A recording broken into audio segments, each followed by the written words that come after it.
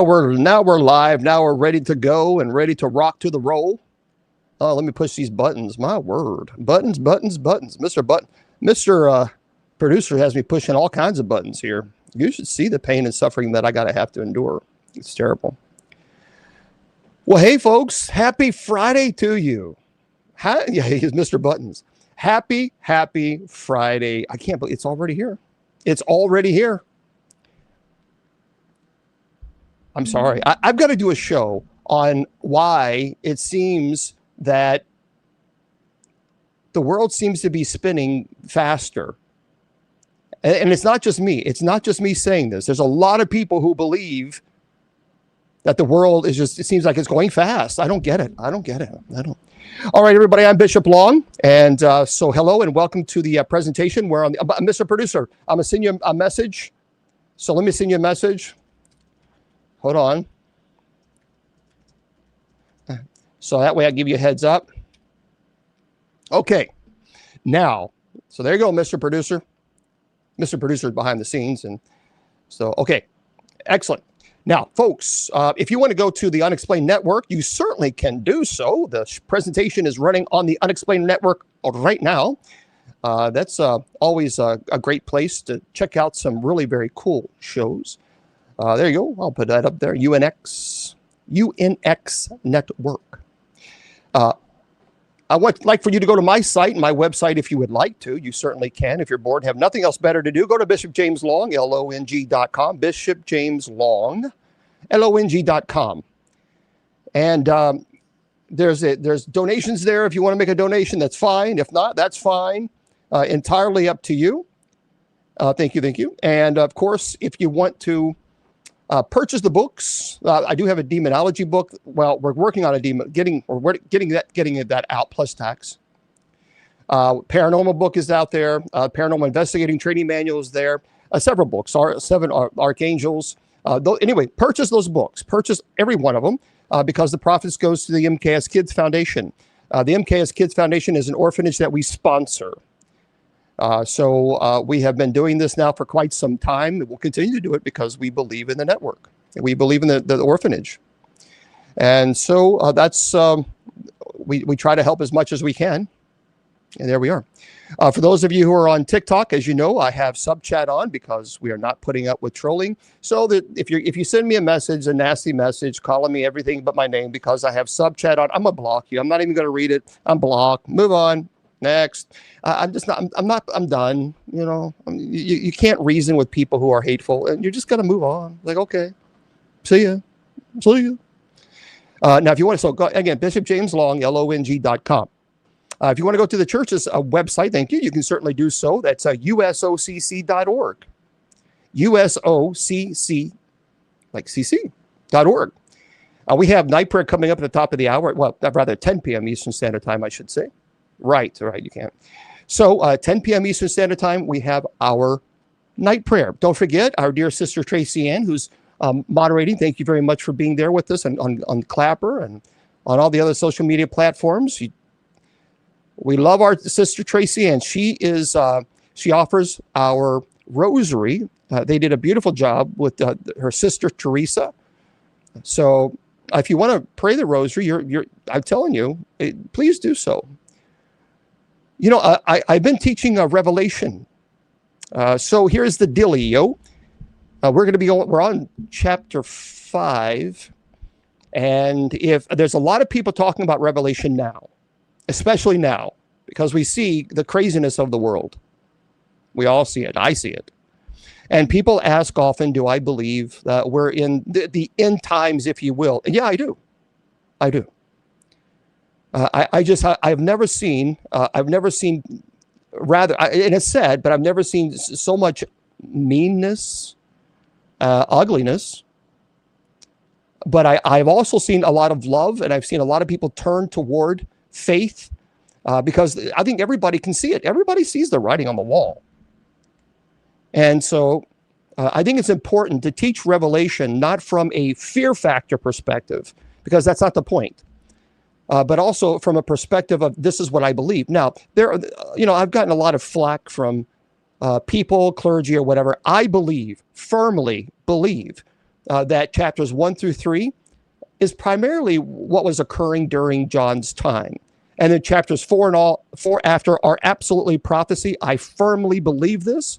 And the thing is we don't have to call each other names or try to, disrespect someone else's interpretation of Revelation just because you perhaps may disagree. I don't think that's appropriate, and I think that's rude and nasty and mean, and it's not very loving at all. So I don't. There are some people that look at Revelation as just a book not to be taken literally, and that's okay. That's all right. There's nothing wrong with that. There's nothing wrong with that if that's your interpretation. Remember, in the very, very beginning, I taught there are 4 different ways to interpret Revelation. I gave 4 different ways. So what I believe is I'm presenting Revelation, and then people can make the decision as to whether or not they accept it as a book that's already been done, or if it's not prophecy. Look, I believe it is. That's what makes the book. That's what makes the Bible so unique. The most unique book in the world, because it is prophecy. The Bible is prophecy. A book on history is good because it gives you information on history. But what makes the Bible so unique is it tells you things that are going to happen or have happened. And it's prophecy. If those things don't happen, then it discredits, of course, Scripture. But we find very fascinating details about how Jesus, in fact, fulfilled over 300 prophecies, which is mathematically impossible. So I believe, because of Ezekiel, there are prophecies in Ezekiel. There are prophecies in Isaiah. There are prophecies in Daniel that have not been fulfilled. And they are companion books to the book of Revelation.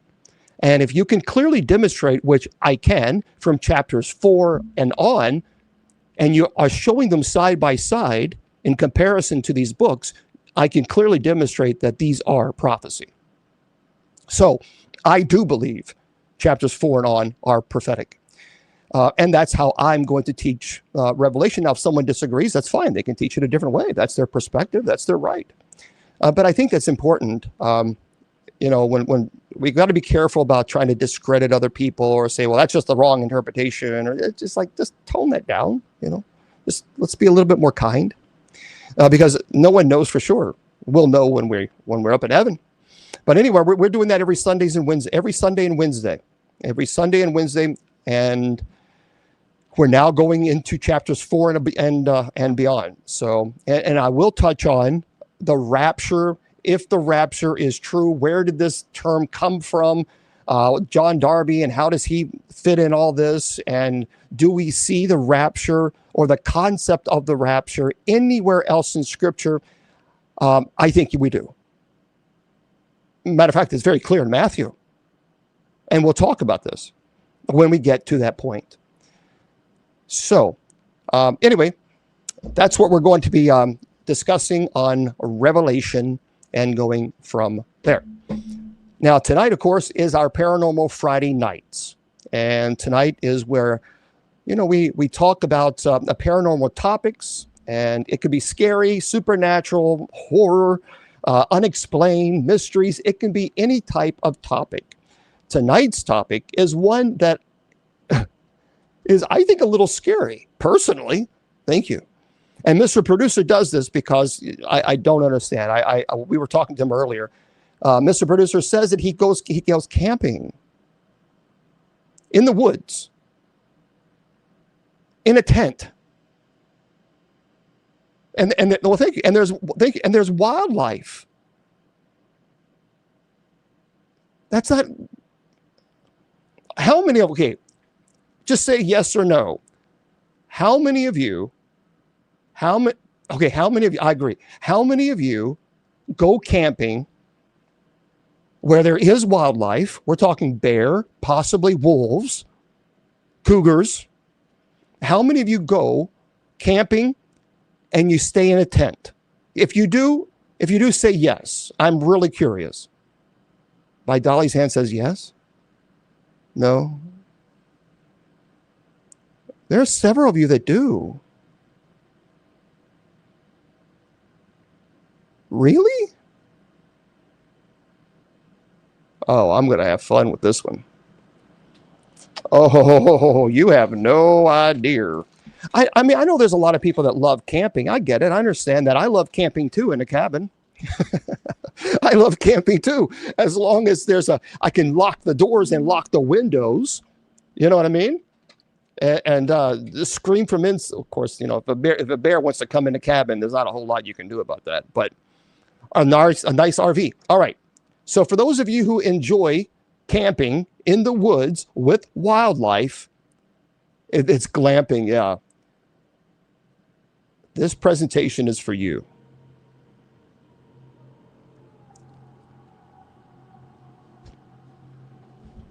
So, tonight's presentation, my dear friends, terrifying, true camping encounters.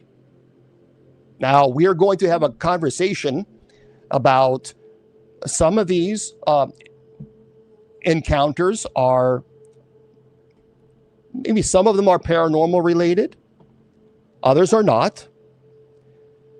But I think, and by the way, if you guys, I just want to make sure that this doesn't unplug. If it does, just let me know on TikTok or Clapper. All right. Tonight, we're going to talk about something that almost all of us have done at one point or another, camping. Now, camping is supposed to be, it's a peaceful time. You leave the city behind and you leave all the noise behind, the traffic phones, deadlines, all the stress behind. You pack a tent. You gather around a fire, you look into the sky-filled stars. For a moment, you feel connected to nature until a damn rattlesnake comes right into your tent and then starts rattling its rattle and you can't find it. No. And that's happened before, by the way. That's happened. Oh, now all of a sudden I just ruined it. Now you don't want to eat those s'mores now. So you gather around this fire, you look in the sky, look at the stars, and you think, man, this is it. But there's another side to camping that people rarely talk about, a side that can be absolutely terrifying. Because when you step into the wilderness, you are entering a place where help can be hours away. There are no streetlights, neighbors, police officer around the corner, no security cameras, nothing. You're on your own. Really, the bad thing I worry about camping are the Lyme disease ticks more than anything else. Mr. Producer says this. Well, Mr. Producer, we're gonna have to find out how you feel after this presentation.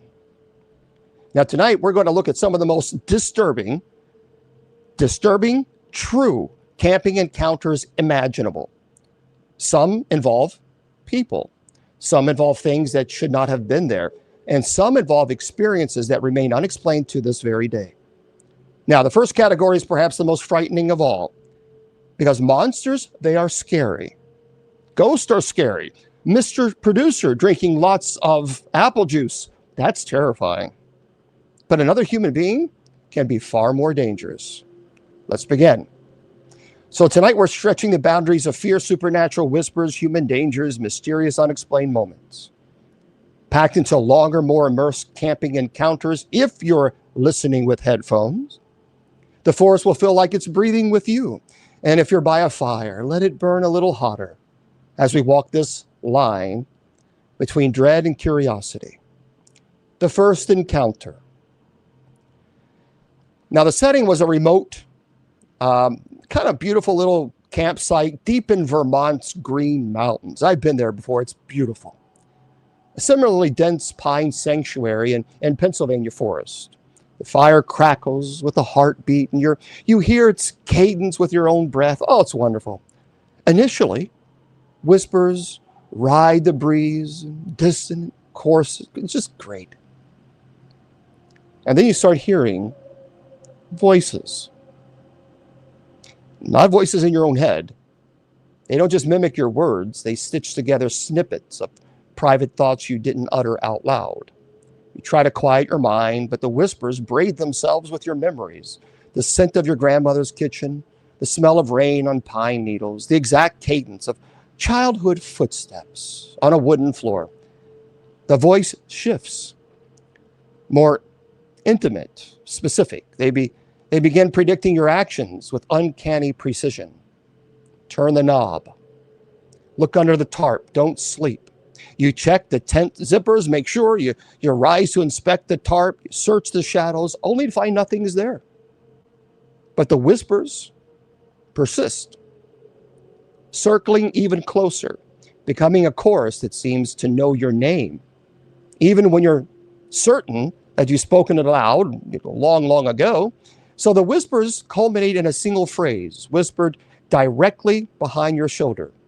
Stay with us.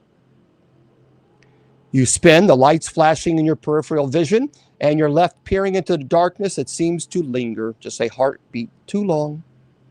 When you finally tell yourself to ignore it, then a breath of freezing air brushes your ear, and your heart lurches as you realize your own voice is no longer the loudest thing in the clearing. So I spoke to someone who actually experienced this. The whispers fade to a soft rustle, then nothing. You wake up at dawn with a memory that you can't place. So some friends of mine went camping. They were in Vermont. And a beautiful place, quiet. But they kept hearing these whispers. And at first they couldn't really understand what it was saying. But then they clearly heard, stay with us. And it was so close to their tent, they could not possibly, there's no way they could have ignored it because they all heard it, meaning there were 3 people in the tent. They were terrified the entire night. When they woke up the next morning, there were no footprints. There was nothing at all, nothing to clearly demonstrate that there was somebody there, even a human being, nothing. And there was dirt all around the tent. So there would have been some type of footsteps, nothing. But they heard it, almost as if something was right by the tent. That it was that clear. To this day, they have no idea. No idea. To hand gestures, what? Turn on reactions. Use hand gestures to send reactions during a video call. To turn on what? What's going on here? I don't know. That's weird. Something about turning on hand gestures. I don't know. Anyway. So let's do this. The next one. Yeah, no, you can do hand gestures. So like, I guess people can raise their hand. I don't know. Wanted me to turn on some type of hand gesture. All right. So here's the setting. It's guided by a ghostly glow that appears where a trail should be. You follow a lantern light that shouldn't exist in the middle of night. This is a true story. A lantern's owner is Corporal Keeper. It's an old ranger, a caretaker who passed away years ago, allegedly, in this place. They return to guide those who wander too far off the beaten path. That's the story of this particular location. The lantern casts an aura that makes the world soften and then sharpen in strange ways. So what happened ultimately is there was a couple that went out into the woods. It was just them. And the boyfriend, he needed to use the restroom. So he walked out, and the girlfriend said, don't go too far, because she was a little afraid. She was a little sketchy of these outside camping experiences. And the boyfriend, as he went outside, and nothing. He came back in, life was good. They sat in the tent for a little while, and they laughed, and they just had a good time. And then she said she needed to use the restroom. And he said, well, just kind of go like maybe 10 steps and go there. And she did. She went out there. She used the restroom. And she said, well, there's a light. And the boyfriend said, what do you mean there's a light? She said, I can clearly see like a little lantern light, like 15, 20 feet ahead of me. And the boyfriend says, no, it must be like bugs or, the little lightning bugs. She says, no, this is a lantern. So he went out to the tent. And he went where she was, and they both clearly saw this lantern. And it was being held up maybe 5-6 feet. So they were walking towards it. As they were walking towards this lantern, the lantern kept going forward and forward and forward. They couldn't catch up to it. So they walked a little faster. And before they know it, Now they're getting twisted and turned, and they have no idea where they are. The boyfriend walked out of the tent with no flashlight. The girlfriend, she didn't have a flashlight. Her phone was like on 1 or 2% charge. That's all she had. So they were able to use that, but not for very long because her battery died on her phone. And now they got completely disoriented because this lantern would go right and then left, and they'd follow all these weird things. So they had no idea how to get back to the tent. None. And this was a heavily dense wooded area. So they kept trying to find this light because that was the only source of light that they could see. And as they were walking faster and faster to try to catch up to this light, thinking that it's a person on a trail, perhaps maybe they got lost, they kept reaching out, calling out, saying, we're lost. We need help. We need the light. Can you please bring the lantern over to us so we can find out how we get back to our camp? But the lantern kept going, kept moving. And so they would pick up the speed. The lantern would pick up the speed. And eventually the lantern just kind of went out about 30 feet or so and disappeared.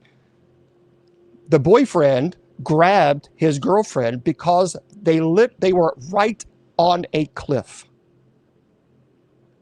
And this was 100 feet off the ground. Had the girlfriend walked an inch, 2 inches further, she would have went right over the cliff. They spent hours to try to turn back, try to find the location. Finally, I think about 4 hours of searching, they were able to find the camp. And they only did that because the sun had come up. For the whole time, they were completely lost. That's a true story. Now, those are more supernatural related. We don't really know why that happened, what it was. But I think what's also frightening, not only are you dealing with the supernatural aspect, which we're going to talk a little bit more about that, but I want to talk about human encounters. Because unfortunately, there have been some human encounters that are quite terrifying. And I'm going to go into even further conversation about human encounters in a moment. So there was some folks that out camping, enjoying their time. And there was a stranger that showed up. There was a couple, and they were on a campfire and having, marshmallows and just having a good time. This stranger came up to them. The person was kind of, it described as looking a little tired, as if they had been wandering, the forest for a while. And so they asked, can we help you? And the person just stood there for a little bit, almost in a daze, because they originally thought the person might have been lost. They were scared because obviously this person, they just described it as an uncomfortable feeling. Not someone who just comes up and says, hey, look, guys, I need some help. Can you help me out? But so he just walked up and just said nothing. So finally, the boyfriend said, look, what's going on here? You're in our camp. How can we help you? And the person spoke up and said, I don't know where they are. And they said, what do you mean you don't know? Who are they? What are you talking about? And the person just kept saying, I don't know where they are. And so the girlfriend said, are you hungry? Do you need some water? And the person shook their head, and they gave him some snacks, some water. The boyfriend actually, sit down. And so he sat down with them. They didn't feel threatened as far as like their life was being threatened. They just felt uncomfortable, uneasy, like there was something off with this person. And so the person finished her snack and drank down the water very, very fast. And they offered another one. He drank that one down very, very fast. And then the boyfriend gave him some Gatorade, thinking that perhaps maybe he was dehydrated. The individual thanked them and said, I need to find them. And they kept saying, well, who are them? Are you with people? Because they had a signal on their phones. So do we need to call the police? Do you need an ambulance? Have you lost your party? And he just kept shaking his head and saying, I need to find them. I need to find them. And so the boyfriend and the girlfriend then went into the tent because they didn't want to leave each other outside alone with this person. They went inside the tent to get a phone. They came back, gone. Completely gone. They didn't know where this person went. They weren't in the tent for very long. They weren't in the tent just to get the phones. They got her phone, they got his phone just to make sure to find out which one has the best signal. They came out within seconds, really. Person was gone. So to this day, they have said that they will never go camping again. Because obviously, when you have something of this nature, it's pretty terrifying. I think that would be terrifying. You may not think so, but I do. Now, there is something I think about the wilderness. It's always fascinated people. Long before there were cities and roads and power lines and neighborhoods, there were forests. Vast stretches of wilderness where human beings were not the dominant presence. Places where darkness truly existed. Places where a person could disappear and never be found again. For thousands of years, cultures all over the world told stories about strange things in the woods, shadowy figures, spirits, creatures that mimic human voices, apparitions that appear between the trees and then vanish moments later. And most people laugh at these stories when they hear them from the comfort of their living room. But something changes when you are sitting alone beside a campfire and the darkness starts to feel different. The silence feels different. Suddenly, those old stories, they don't seem quite so ridiculous anymore. See, one of the most common supernatural encounters reported by campers involves something watching them from beyond the firelight. Now, if you've ever sat around a campfire at night, you know exactly what I mean when I say that the fire creates a strange illusion. The area around you feels bright and safe, sure, but beyond that circle of light is complete darkness. You can't see beyond it unless you have a flashlight. You can't tell who's standing 20 feet away. You can't tell whether you're alone. And many campers describe the overwhelming feeling that something is standing just beyond the reach of the fire, watching.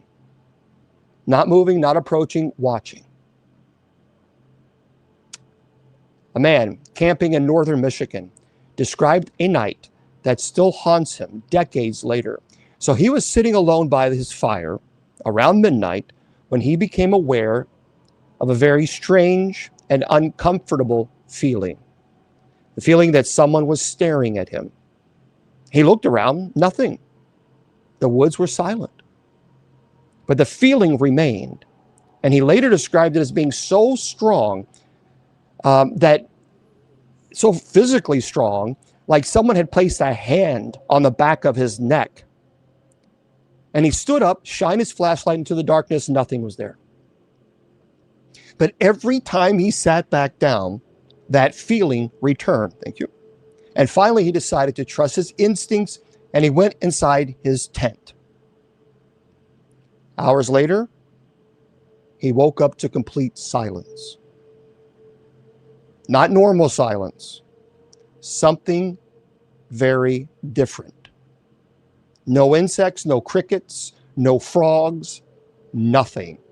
Every sound stopped. And then he heard one single footstep. Crunch. Just one. Somewhere outside, then another, and slowly circling the tent. Not running, not sneaking, walking, deliberately. The footsteps actually continued for nearly an hour. So when daylight finally arrived, he emerged, expecting to find animal tracks. That's fair. A big animal. There were none. Not a single one. The ground around his campsite, soft from recent rain. His own footprints were clearly visible, yet whatever had walked around his tent left nothing behind. He never returned to that location again. See, stories like that are unsettling because they sit in a strange gray area. You can't prove something supernatural happened, but you can't explain it either. That's the problem. And perhaps that's what makes them so frightening. Now, the next encounter is one that appears again and again in camping. These stories all around the world are quite terrifying. The figure between the trees. So now you hear the story from experienced hikers, hunters, military veterans, people who are not easily frightened. And the details vary, but the core experience, it remains remarkably consistent. So someone notices a figure standing among the trees. At first, they assume it's another camper. But then they realize something is wrong because the figure isn't moving, not even slightly. It just stands there, watching. One hunter actually described seeing a dark silhouette standing about 40 yards or so. And he assumed it was another hunter. He raised his hand, he waved, no response. The figure remained completely motionless. He called out, still nothing. And now becoming irritated, he grabbed his flashlight, aimed it toward the figure. The instant the beam reached the location, the figure vanished. Not walked away, not ran, vanished. And he searched the area the following morning. There were no tracks, no campsite, no evidence that anyone had ever been there. Yet he remains convinced that someone was watching him. And another category of supernatural encounter involves the voices. So, what are we doing? Come on, guys. Let's just enjoy the show. I mean, really. Just enjoy the show, everybody. This is Friday night. Let's relax. Come on. Everybody needs to relax. Okay. I would pack my stuff up too. I'd be done. It's on another clapper. All right. Sister Tracy Ann, don't put up with anything. Now, and honestly, I think these stories are kind of among the creepiest because hearing something is often more disturbing sometimes than seeing something. A shadow can be mistaken, a silhouette misidentified. But when you hear a voice clearly call your name, well, things become harder to dismiss. A camper in the Appalachian Mountains reported hearing a woman crying somewhere in the forest. It was about 2 a.m. The cries sounded distant, then closer, then distant again. For nearly an hour, he listened. The crying continued. Eventually, he grabbed a flashlight, considered investigating, but something stopped him. The crying never sounded natural. It sounded rehearsed. Now, artificial, if you will, like someone pretending to cry. And as he listened more carefully, he realized something disturbing. The crying never changed. It was exactly the same every time, the same pitch, the same duration, the same pauses, almost like a recording being played repeatedly. And he remained in the tent. And at sunrise, he searched the area. There was no sign of anyone, no campsite, no tracks, no evidence that another person had even been there. To this day, he believes that if he had followed that sound into the woods, something very bad would have happened to him. Now, whether that was supernatural or not, I don't know. But stories like this appear far too frequently to ignore. Then there are stories involving the mimic cries. So if you spend enough time researching camping encounters, you'll discover that one detail appears with alarming frequency. Something calling people by name. So imagine sitting beside your campfire late at night. You're completely alone. You know you're alone. You're purposely chose an isolated location. No other campsites, no roads, no one around for miles. Then you clearly hear your name spoken clearly from the darkness outside your tent, not shouted, not whispered, simply spoken. Exactly the way a friend might say it. Many witnesses report hearing a familiar voice, spouse, a sibling, a parent, someone they know, calling them into the woods. The problem is obvious. The person whose voice they hear is nowhere near them. One man actually reported hearing his wife's voice calling him from beyond the trees. The only problem? His wife was 200 miles away at home. The voice was perfect, identical in every detail. Yet there was absolutely no possibility it could have been her. Needless to say, he packed his gear and he left immediately. And years later, he still refuses to discuss the experience in detail. He simply says, "It knew exactly who I would trust." And honestly, that statement is terrifying because it raises a very disturbing possibility. What if whatever out there understood him? What if it knew exactly how to lure him closer? And one of the strangest categories of the supernatural camping encounters involves what researchers sometimes call the missing time phenomena as well. Now, these stories are extraordinarily difficult to explain. Listen to this.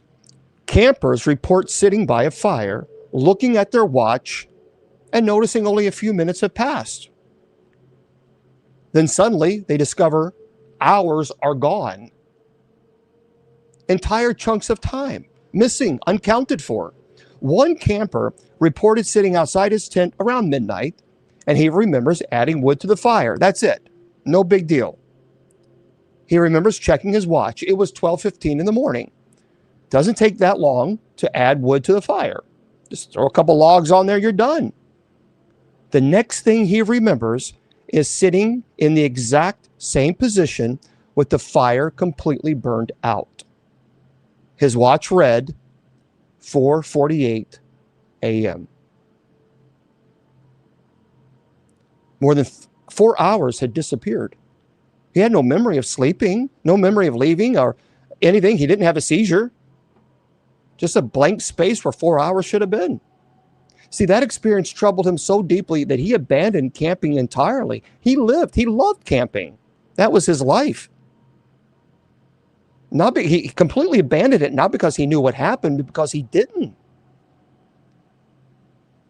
And that unknown haunted him far more than any explanation ever could.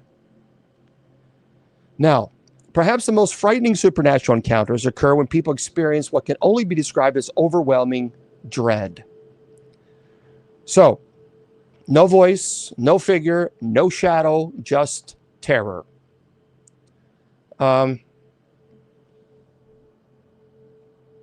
Excuse me. I'll take care of this problem. There we go. You don't speak to Tracy Ann like that. Be blessed and be blocked. Okay. Now think about this. This overwhelming dread. No voice, no figure, no shadow, just terror. Instant and absolute. So experienced outdoorsmen sometimes describe entering an area of forest, immediately feeling that something is horribly wrong. That sensation is so intense that they leave without hesitation. The gates of hell is very similar to this. One hunter described walking through a section of woods he had hunted for years, and suddenly every hair on his body stood up. His chest tightened, stomach dropped. Overwhelming certainty washed over him. Something was nearby. Something dangerous. He couldn't see it. He couldn't hear it. He couldn't explain it. But the fear was so powerful, he actually abandoned his equipment and ran. He abandoned his equipment. He ran. He didn't walk. He ran. And when he finally reached his truck, he locked the doors and he sat there shaking. This is an avid outdoorsman. And years later, he will not go to that location. The strange thing is that many people report nearly identical experiences. Different forests, different countries, different circumstances, yet the same overwhelming feeling. Some people say that's that natural instinct that we have about the predator-prey kind of ideology, meaning or that that's embedded in our DNA, that perhaps an apex predator was stalking him. So whether these experiences represent heightened instincts, environmental factors, something beyond our understanding, it really remains unknown. But the consistency of these accounts, they're difficult to ignore. Now, perhaps, the most unsettling thing about supernatural camping encounters is that they rarely provide answers. There's no final explanation. There's no resolution, no neat ending. And the witness hears something impossible, sees something impossible, experiencing something impossible, and then it's gone, leaving behind only questions. And maybe that's why the stories stay with all of us. Because unlike horror movies, real experiences, it doesn't end with an explanation. Sometimes all you have is a memory, a sound in the darkness, a voice that should not have been there, that gut feeling, a figure standing between the trees, a feeling that something was watching you from beyond the firelight. And the terrible realization that whatever it was, you may never truly find out. You know, there's a reason why nearly every culture on earth has stories about things that live in the wilderness. See, long before modern civilization, people told stories about creatures that watched travelers from the trees, beings that could imitate human voices, things that looked almost human, but not quite, creatures that seemed intelligent enough to study people, but different enough to trigger an instinctive sense of fear. Now, whether these stories are folklore or misidentification, psychological phenomena, something stranger, I honestly don't know. But I will tell you this, when you begin reading thousands of camping encounter reports, you start noticing patterns. The same descriptions, the same behavior, the same overwhelming fear. You see, that's the interesting part about these stories. If it was just happening in one section, one group of people, you can kind of dismiss it. This is happening across the board in all cultures, all societies, because they describe remarkably similar experiences. And one of the most terrifying patterns involves something that appears to be human from a distance. The closer it gets, the more wrong it becomes. Another person saw a hunter in the Pacific Northwest describe seeing what he assumed was another person standing among the trees about 70 yards away. Nothing felt unusual. The figure was upright, roughly human-sized, standing still. Again, he assumed it was just another hunter, no big deal. Then the figure moved. And that was when his stomach dropped. Because whatever it was, it did not move like a human being. The witness actually later said it was one of the hardest things he'd ever tried to describe. The figure seemed to glide between steps. Its movements were smooth, but unnatural, almost as if someone had watched humans walk, but didn't quite understand how the process worked. You know how in movies there are moments when something looks almost normal, but not quite. That's what he described. Close enough to appear human, different enough to trigger immediate fear. So the figure eventually disappeared in the trees. The witness never saw it again. Decades later, he still remembers that feeling. Not curiosity, confusion, fear. Because some part of his brain immediately recognized that whatever he was looking at, it wasn't right. And that feeling appears again and again throughout these reports. You know, the feeling that something is pretending, pretending to look human, sound human, behave human, but failing. And one of the most disturbing categories of encounters, and again, I could talk about these mimics, these people who mimic your loved one. Can you imagine being out and then something calls your name? A loved one. Nothing. I don't know. I don't know if I like that idea. No. Now, let me tell this story real quick, and then I'm going to go into the human aspects. The human aspects are a little bit more frightening. And that's the problem. So let me find this. Okay. So if you hear something calling your name from the woods at night, don't answer. And obviously that sounds dramatic, but hear me out. There were a surprising number of witnesses, which I've talked about earlier, that report hearing voices in locations where there were no people. The voice may call their name. It sounds like a friend, family member. Simply says hello. There was a group of campers in the Appalachian region reported hearing what sounded like a young girl calling for help shortly after midnight. This is a completely different group of people. The voice sounded frightened, like lost and desperate, and their natural instinct was to investigate to help out, but then something stopped them. Because the voice wasn't moving naturally. At times it sounded close, then suddenly far away, then close again. And the distance didn't make sense. Thank you for sharing. The sound actually seemed to jump from one location to the next. One camper later said that it was as though the voice was trying to lure them deeper into the woods. So after nearly an hour, the calls stopped. And the following morning, they searched the area. Nobody. No campsite, no missing child, nothing. Empty forest. And if that were their only story, well, perhaps it could be dismissed. But there have been so many similar reports that have surfaced for generations. Voices, names, calls for help, all coming from places where no one can be found. And then there are stories involving what witnesses are calling now the Watcher.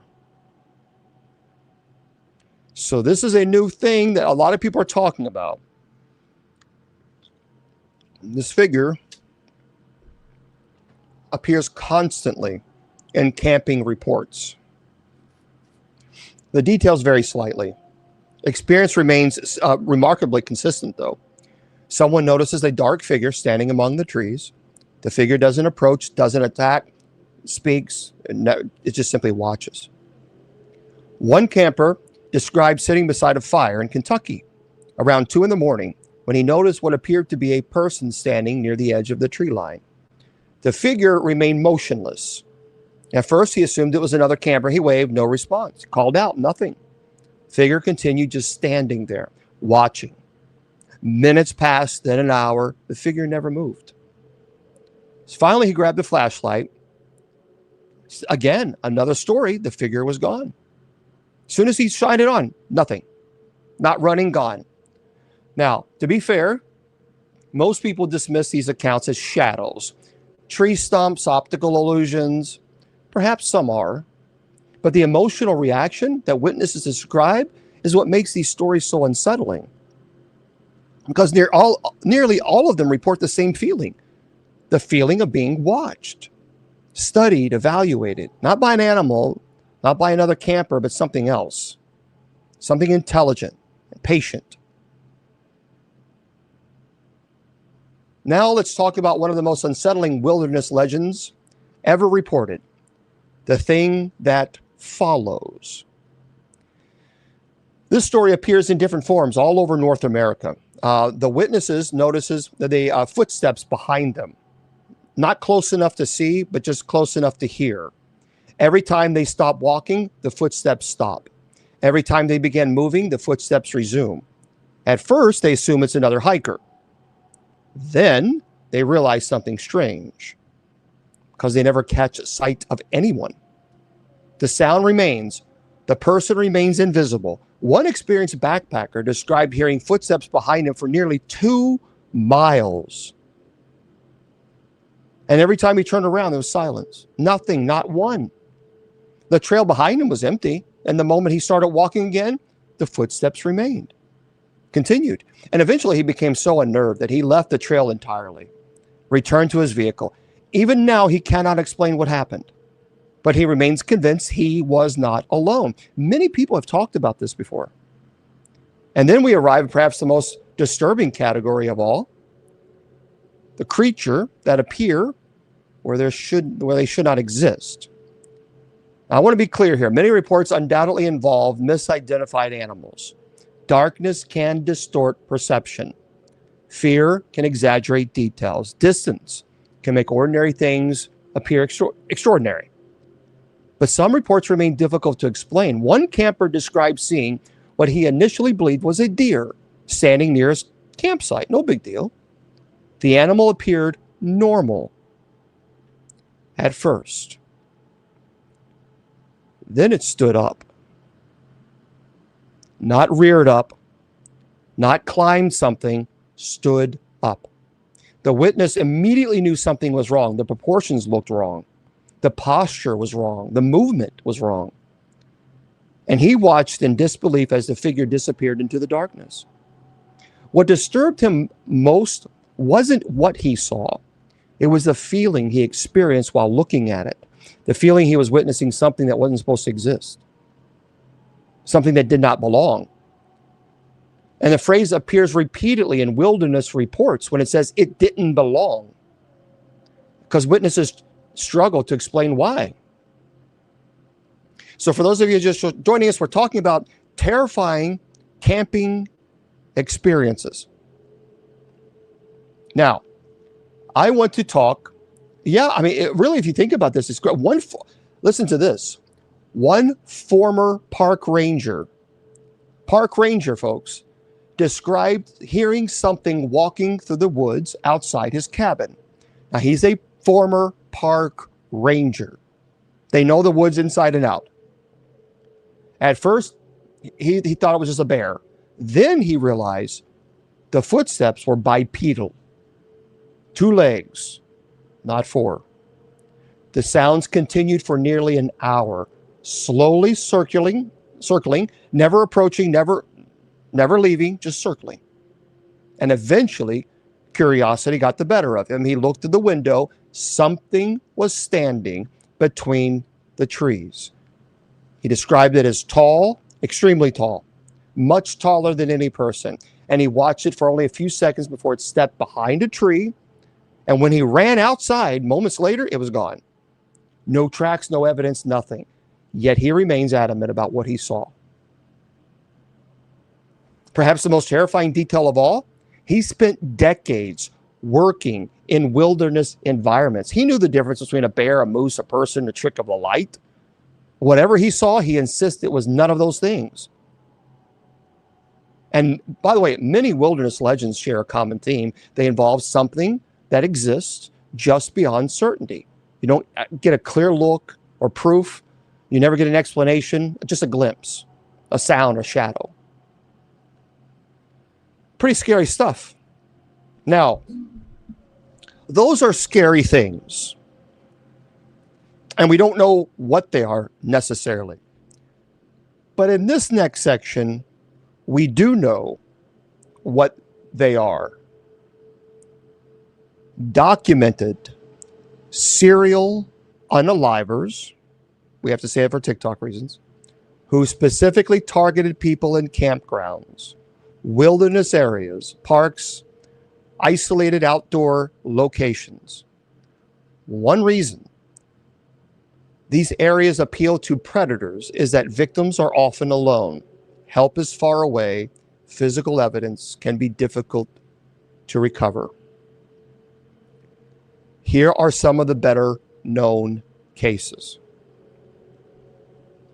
David Carpenter, often called the trail side unaliver.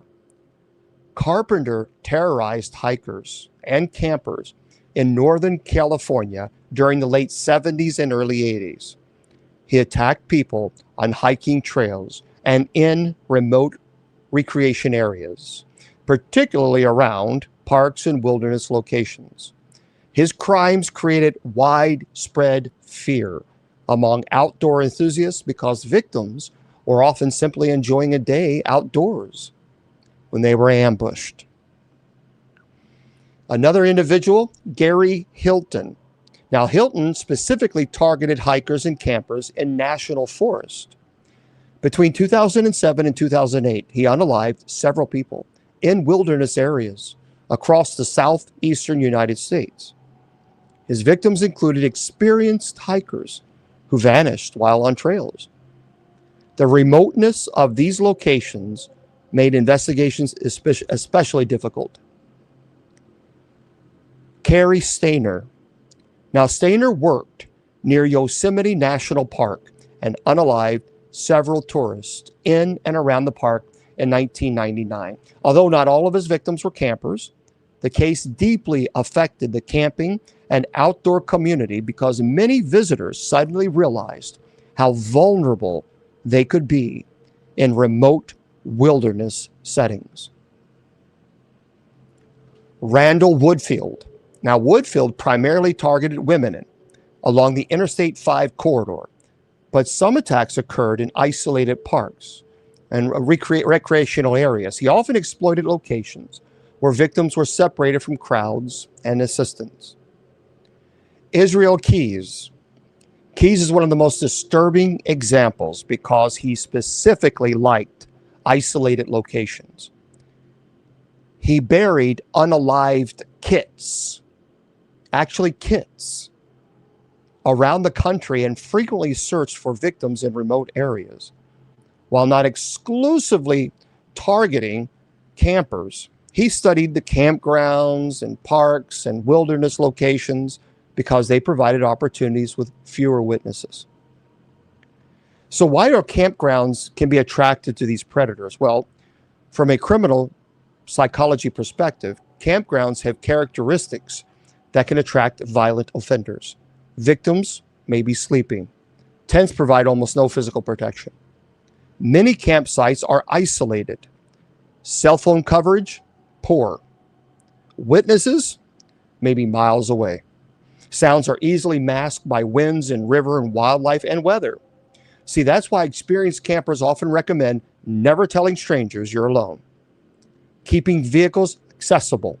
Trusting your instincts if something seems off. Leaving immediately if a situation feels wrong. And camping near other reputable campers when possible. One of the most, this is truly, I want to go into deeper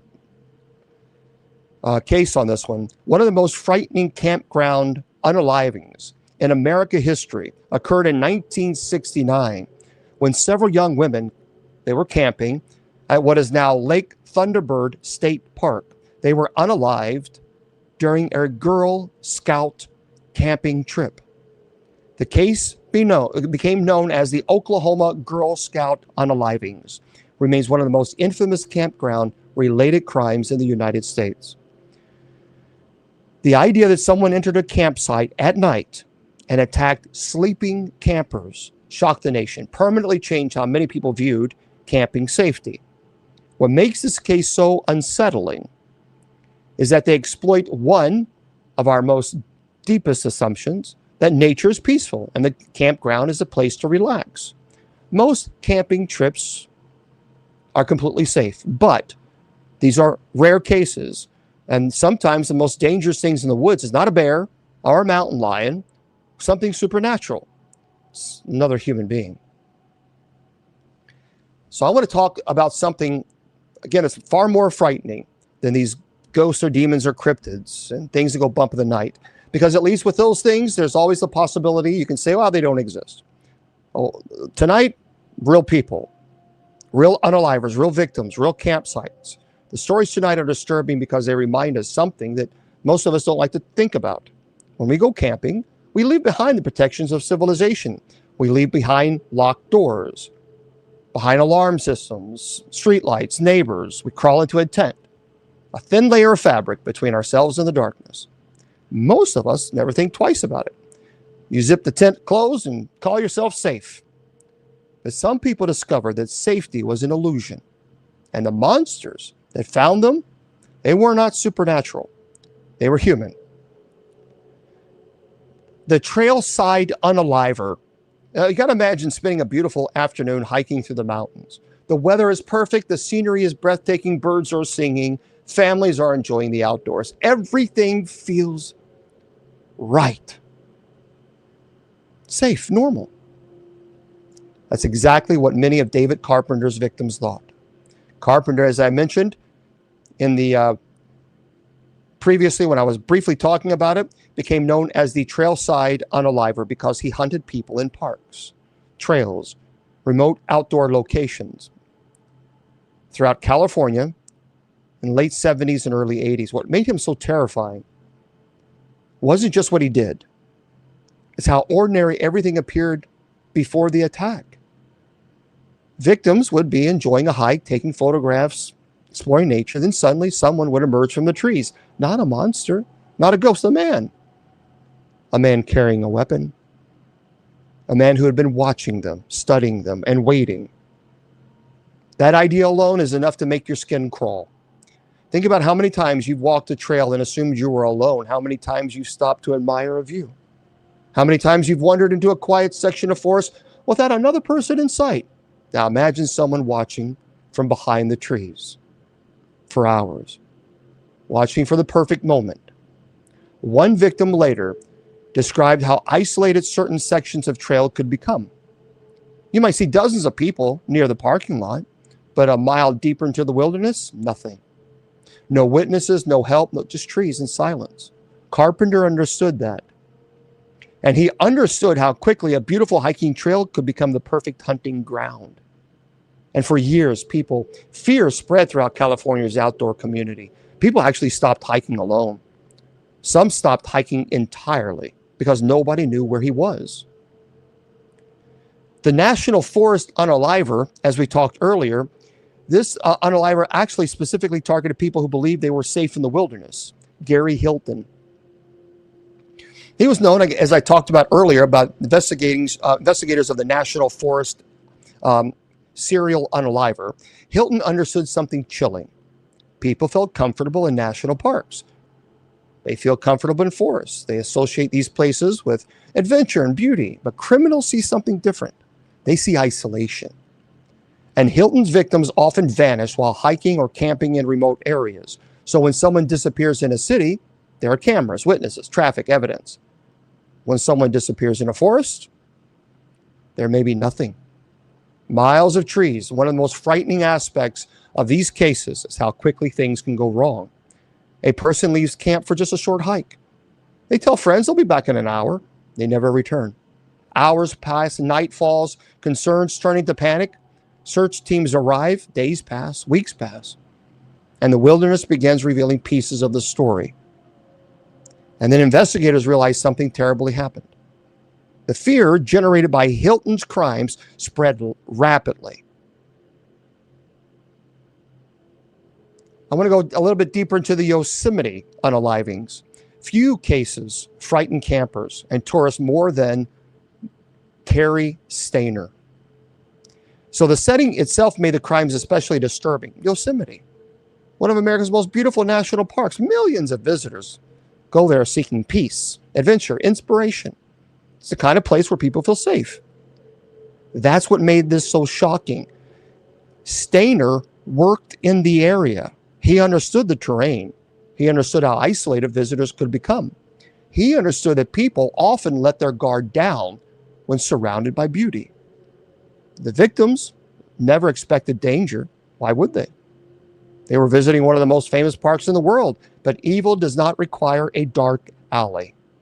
It doesn't require an abandoned building. Sometimes it hides in places that appear absolutely perfect. And these unalivings shattered the sense of security that many people associated with national parks. This would be terrifying. I can't even imagine. It's the vulnerability, I think. A weekend getaway, a peaceful hike, fishing trip, night under the stars. Then suddenly, without warning, someone dangerous, very dangerous, enters the picture. Someone has been watching you, been waiting. Someone who sees the wilderness not as a place of beauty, but as a place where victims can disappear. Now, truly, these cases are rare. We understand this. But I think it's important for this presentation not to try to terrify people about camping, which maybe that's exactly what it did, but perhaps just explain that when you're in the woods, you're never alone. Never. And whether you're surrounded by nature and animals and crickets and spiders and snakes and mountain lions and bears. You also could have people lurking behind trees, watching, waiting. Maybe not people, perhaps the supernatural. Perhaps you may hear your name being called. You're in the tent, something calls your name, and you know it sounds like a family member, but it's not your family member.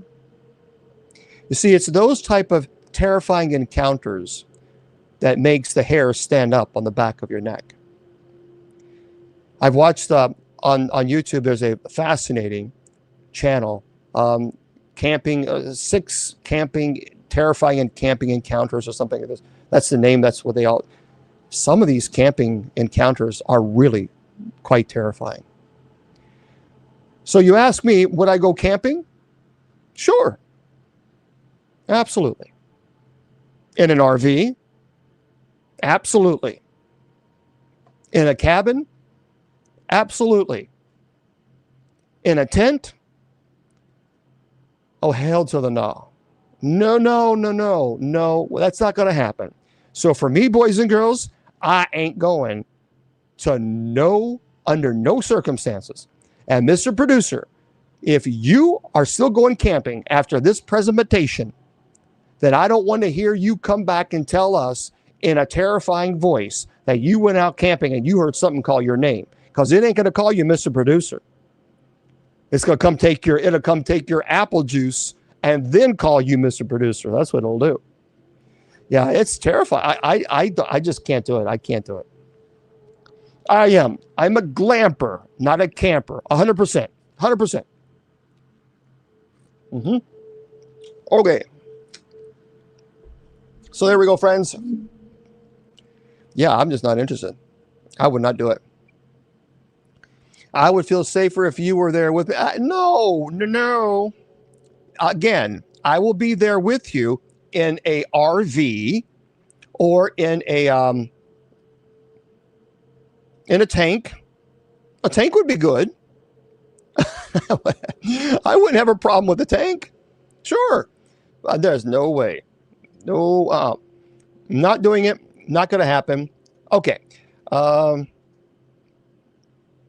right, let me grab something here because I want to do this. I want to talk about some very interesting articles that some of you may not be aware of. And some of them are fascinating. These are fascinating.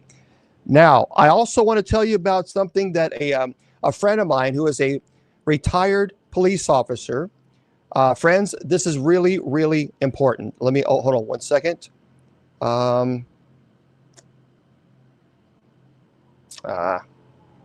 Okay, one second. Let me find this because everybody, you need to be aware of what's going on.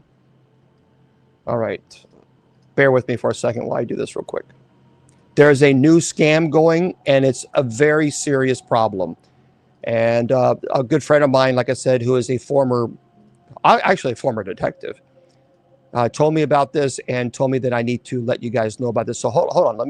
I'm fixing this article. There we go. Okay. So here's what's happening. So this new scam, it's quite serious. If your phone number gets stolen, because it's so easy now. Every time you turn around, you always hear about, well, there was a breach of this and a breach of that and a breach. It's like, oh, really? Just get your stuff together. Stop doing this. Every time you turn around, your information is being breached all the time.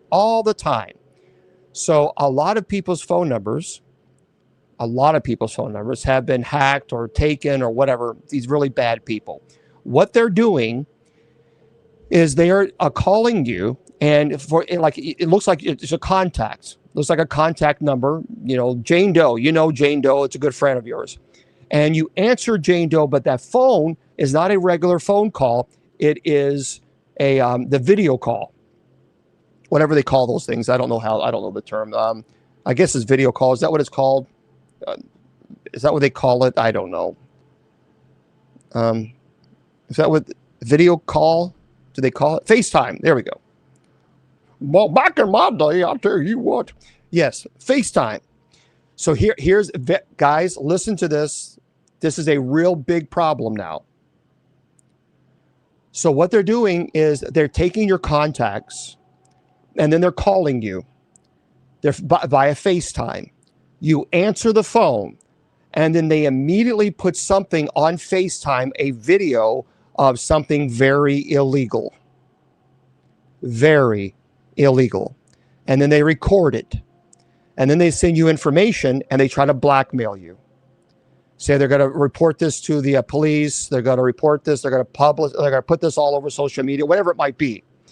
And so you're here with your phone, and then you get a video call. You think it's your mom or your dad or whatever, your spouse, and you answer it, and you can clearly see you here on the FaceTime, and then what's put on their FaceTime is something very, very illegal. Very illegal. And then they contact you and they tell you, okay, well, in order for you to, for me to delete this video, you have to, send $500, $1,000, and you got to send it to this. So you need to be aware of this. That's happening a lot now, a whole lot. And so my retired detective friend said, make sure you're telling your people, your friends, they need to be very careful about this. So I said, well, what do you do? How can you stop this? And so what they do is, if you get a FaceTime call from one of your contacts, then put your thumb over the camera so that it doesn't have your face, your camera on until you can verify that is your family member. And that's unfortunately that's what you can. You can do that, but see, if you put yes for FaceTime, what happens? And your camera automatically comes on, and then you answer it, and you're thinking that it's your loved one or your friend or whatever it might be, and then you're sitting here watching what they're playing on their end, which again can get you into some very serious trouble. So this is going on now, and just be aware of it. And so if a family member or a friend or somebody in your contacts calls, or anybody calls on video call, FaceTime, put your thumb over your camera and then answer it. And if it is the person, then fine. But just be aware, that's really going around now. Okay? So I just want to give everybody heads up on that. By the way, they're using also WhatsApp. They're using any messenger. They're using any type video, kind of a conferencing, FaceTime capability. So it can be Messenger, it can be anything, WhatsApp, or any other app that does FaceTime. Okay, so just make sure you're protecting yourself, because I know that Messenger has that, where they can call somebody and push the button of the video call, and then you answer it, and what you're watching, because you clearly see that you're watching what they're displaying, and it's very disturbing, very disturbing. So just be aware, okay? And then they contact you and they say, okay, well, I have you now watching a video of something illegal, and send $1,000 to this email or whatever it might be, or PayPal or whatever it is.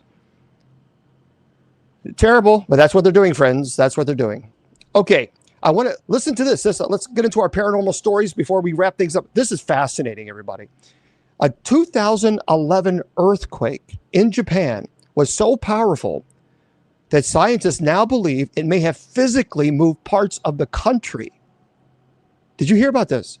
So there was a massive magnitude 9.0 earthquake that struck off Japan's coast, triggering a devastating tsunami that unalived about 20,000 people, and led to this nuclear disaster. As you remember, the Daiichi nuclear disaster. It remains the most powerful earthquake ever recorded in Japan. Well, new analysis has revealed something extraordinary.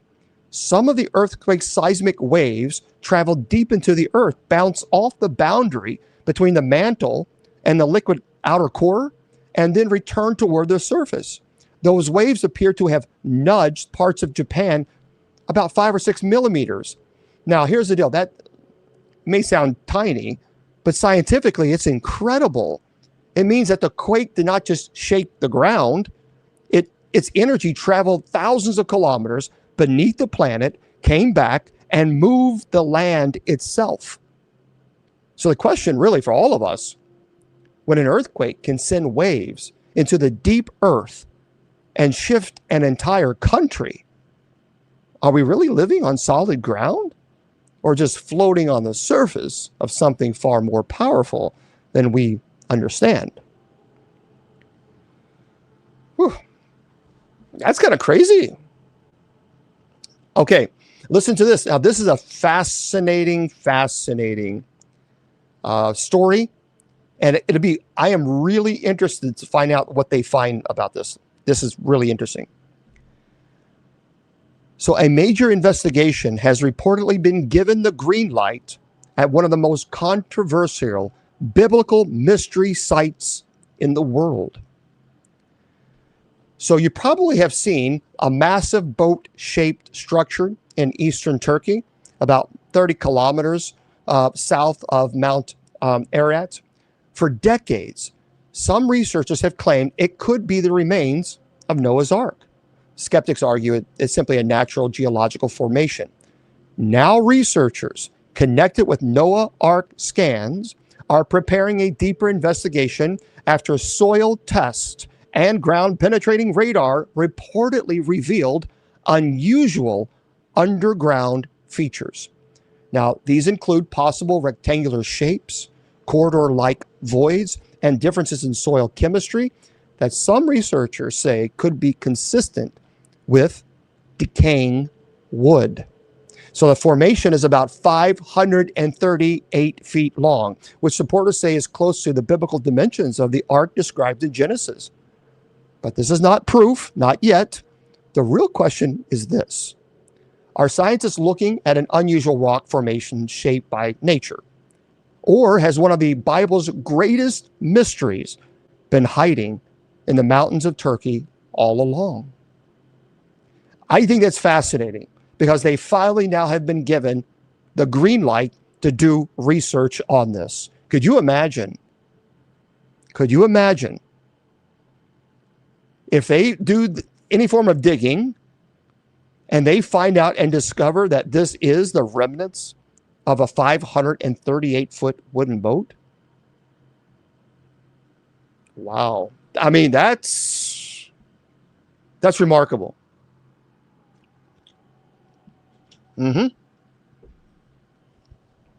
Now, this next story is very fascinating because it has something to do with UAPs, unidentified aerial phenomena. I think that's what it stands for. The U.S. government has reportedly asked Harvey astrophysicists. What's that? Yes, yeah. This is amazing. I think it would be absolutely amazing. Okay. So the U.S. government has reportedly asked Harvard astrophysicist Avi Loeb to help set up a science advisory council for UAPs. So Loeb is known for arguing that UFOs should not be treated only as a military or intelligence issue, but as a scientific mystery that deserves real data, real instruments, and serious analysis. He also leads the Galileo project, which uses ground-based observations and multiple sensors to study unusual objects in the sky. So the idea behind this new advisory council would be to bring scientists into the process of analyzing UAP material, including photos, videos, sensory data, and that the government has not been able to explain. So the government's own UAP portal says some cases remain unresolved because there's not enough data, and it specifically welcomes private sector analysis and expertise. And this is what makes this as important. For decades, UFOs were dismissed as fringe, fantasy, conspiracy nonsense. Now, the question is being pulled into laboratories, observatories, government briefings. So the real question, I think, is are we finally about to study UFOs with real science? Or will the deeper answers still remain locked behind classified doors? That's interesting. I'm glad that they are doing this. Yeah. That's I think that's pretty cool. I think that's good. There is I don't know if you have heard about this. This was recent. There was a new study now. Let me see if I can find it. Yeah, here it is. This is going to blow your mind. Let me pull this up 1 second.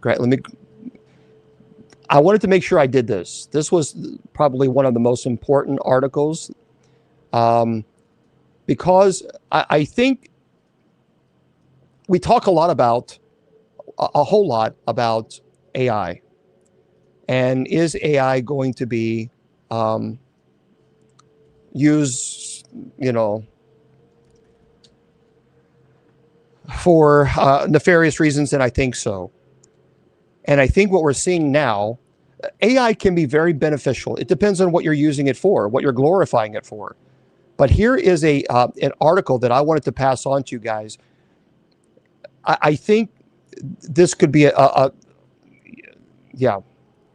So let me grab this. Bear with me. I'm just pulling this together, and I'll share this with you. Okay.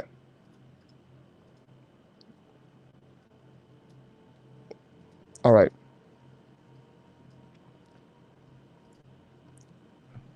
Listen to this.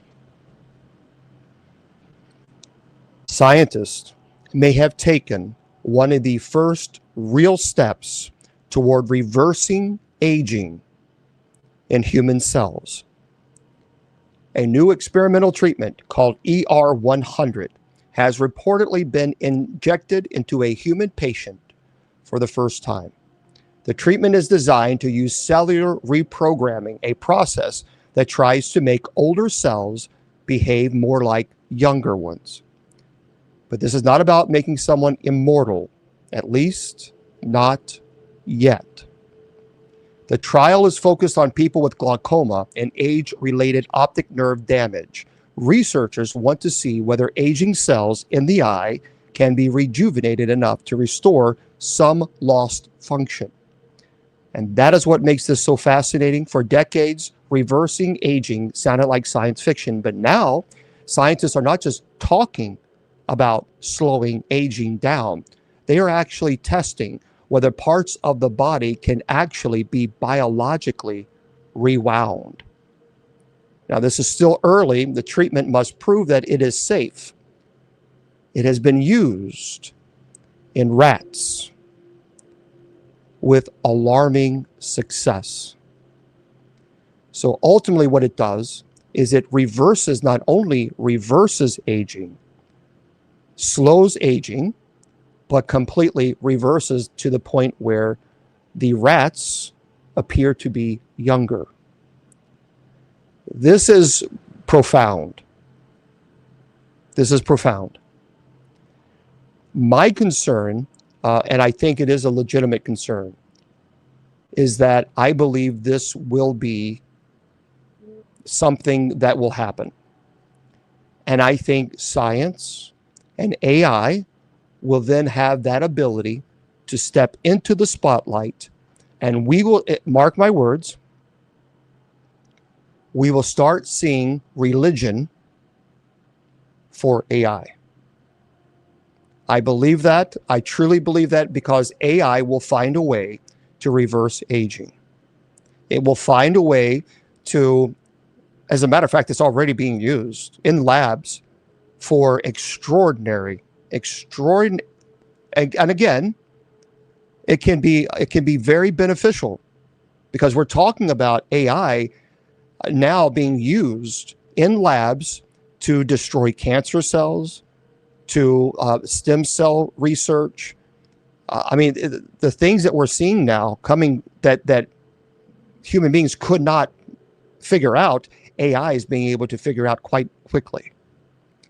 And I think it's only a matter of time that we will find a way in the genetic code to reduce aging. And when I talk about reduce aging, not only stopping it, but reducing it to the point where you're 20 years younger. And I think that's concerning, because then we can see, in my opinion, the beginning process of AI being God. Because AI will have eventually to the point where it will have all the answers. All the answers. It will make you young again. It will make you beautiful. It will make you whatever you want. It has the ability to do this. This is problematic. And I think it's a matter of time before, it will become idolatry.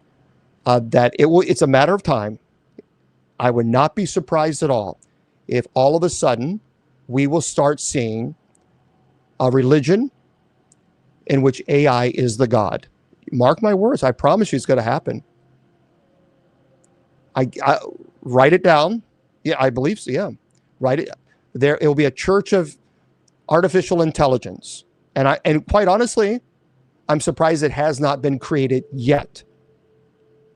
So I think it will happen. I think it is inevitable. And I think there will be a church dedicated to worshiping AI. That's what I think. And that's, and get this. I know some people are like, I don't know. I'll say really one quick thing, and then we're going to wrap this up. Steven Spielberg says he believes aliens are here and may have always been here. The legendary director behind Close Encounters of the Third Kind, E.T., and now Disclosure Day. This was a terrible movie. Sorry, terrible. Recently told CBS News that based on the testimony, documentaries, congressional hearings, and evidence he has followed throughout his life, he believes extraterrestrials have already visited Earth. But then he went even further. Spielberg says, who knows? Maybe they've always been here. See, that one statement changes the entire conversation for some, because if aliens have only visited Earth, well, that's one mystery. But if they've always been here, then the question becomes much deeper.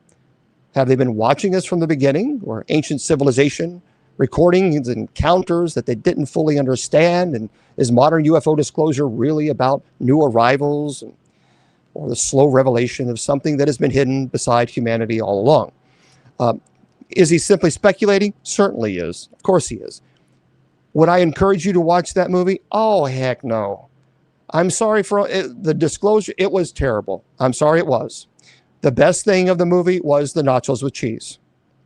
I was frustrated with the movie. The acting was quite terrible. I just didn't like it. It wasn't my type of movie at all. So if I were you, I would wait until it comes out into the streaming, and then maybe, just maybe, consider it then. For those of you listening to this on podcast, we say good night to you guys. So there we go. That's it. That is our presentation. Don't forget that on the top of the hour, we're going to have our night prayer. So if we've scared you enough, then you can join us. I'm going to have this podcasted for all of you. As a matter of fact, that's what I'm doing right now. So let me do this very quickly before we say goodbye to everybody. And then you can have it on the podcast link. Camping Terrors. There. All right. Put this up here. Put that up there. Just go to bishopjameslong.com, click on the podcast link, and they're all there. So, everybody else, remember I tell you, your value does not decrease based on someone's inability or refusal to see your worth. You're priceless. Don't let anybody tell you or convince you otherwise. See you later.